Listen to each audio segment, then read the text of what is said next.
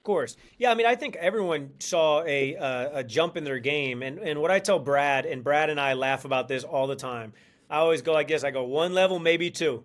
And what that means is like I can help somebody get to a level or two levels that they maybe can't get to themselves, but I can't take them from way down here to way up here. You know what I mean? So like for me, example, I worked just as hard, if not harder than Brad. I worked just as hard, if not harder than Jayson. I did all the things they did plus, and I still didn't make it.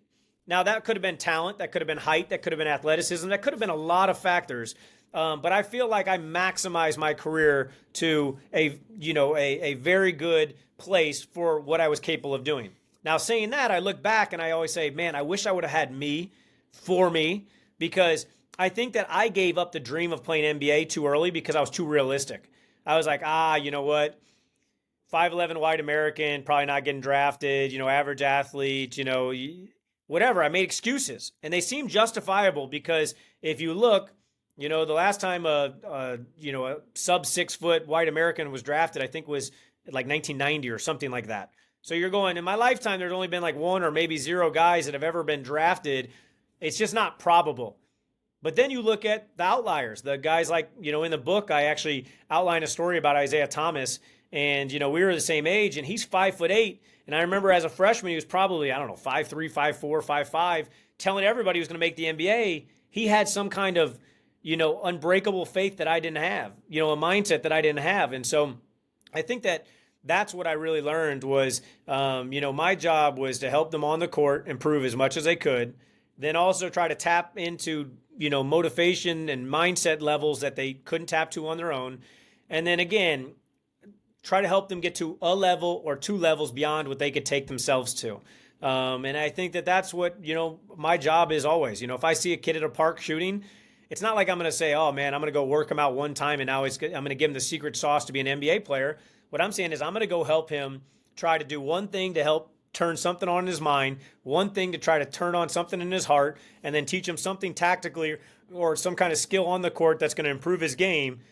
And then over time, if he continues to do these things, it'll lead to great results. And so, that's what I would say is I don't think that everybody I can turn, I can't turn, water into wine. You know what I mean? I can't turn, everybody into an NBA superstar. But what I do think is I think I can raise everybody's game a level or two beyond what they can take themselves to. Well, in this simulation that we're currently in, you are a top basketball skills coach and you've worked with a very impressive list of clients. I kind of mentioned that at the start, but Jayson Tatum, Joel Embiid, Tyrese Maxey, the list of Bradley Beal, which we discussed, the list goes on and on.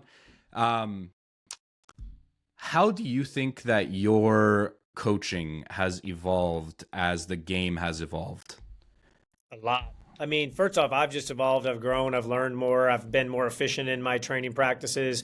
I think that if you look at how the game's changed, when I first started, David Lee being my first NBA guy, it was a lot of mid-post isolations. That was back when him and Zach Randolph and Kevin Love was bigger and chunkier and banging down low, and the Gasol brothers, and like that was what the NBA was. And now mid-range has basically been taken out of the game, and it's a lot more three-point shooting, and and then we brought back some of the low post dominance with like a Joel Embiid, and so it's like, to me, it's you're constantly just figuring out solutions for problems out on the court. And I think that the biggest thing that's evolved for me is the analytic side of the game is so important. Being able to impact winning is so important. And then the other thing is the mindset and the emotional kind of part that I play in my clients' games. At first it was like basketball, and then it was like basketball and hard work. And then it was like, okay, now I got to actually help them with everything. And so, I spend just as much time off the court with my guys as on the court because I think those things go together. I think a lot of NBA players would admit this, but a lot of slumps that occur on the court start off the court. It's amazing how when you look back, a lot of times like fans will be really hard on certain players, and then when they find out what was really going on, the majority of the time they're like, oh. Now some of them don't care. Some of them are like, it doesn't matter. You need to, compartmentalize that and, still be able to produce. That's what you get paid millions of dollars for. But like, if I ask the majority of people, like, every day at work, do you crush it? Do you kill it?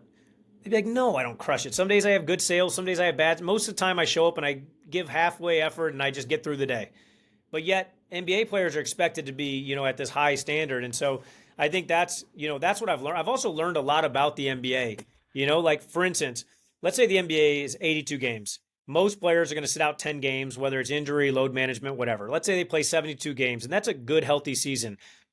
10 of those games, they're going to be amazing. 10 of the games, they are going to be awful. And then 52 of the games are going to be But fans can't comprehend that. Fans cannot comprehend that most games are just going to be That's their average. Their average game is what they are. They're only going to have 10 wow games. They're going to have 10 whoa games. The rest is just average. And so I've just learned a lot about how to help manage emotions, help manage confidence, and pour into players outside of just straight skill development, which I think is very important.